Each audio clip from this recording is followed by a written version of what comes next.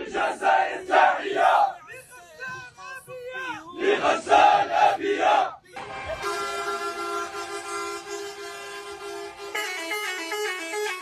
Lebih dari 7.000 aktivis pro-Palestina melakukan konvoi dengan tujuan mencapai penyeberangan Rafah melalui jalur darat. Mereka berangkat dari Tunisia pada Senin 9 Juni pagi waktu setempat dengan menaiki 300 kendaraan.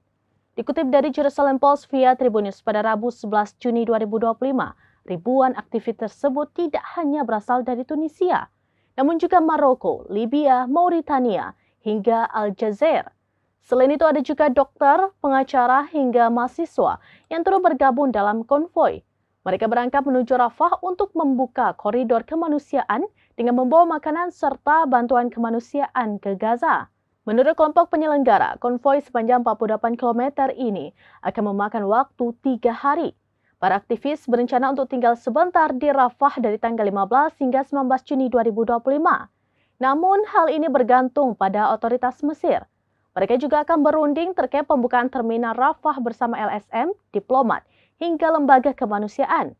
Adapun konvoi ini merupakan bagian dari pawai global ke Gaza pada 15 Juni mendatang yang diikuti oleh aktivis dari 50 negara.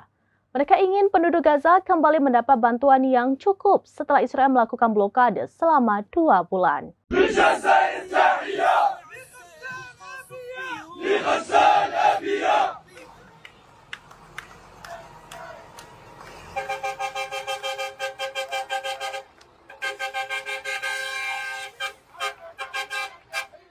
Demikian informasi terkini Syedar Alun, saksikan terus beragam informasi lainnya. Jangan lupa like dan share seluruh akun serambinews.com.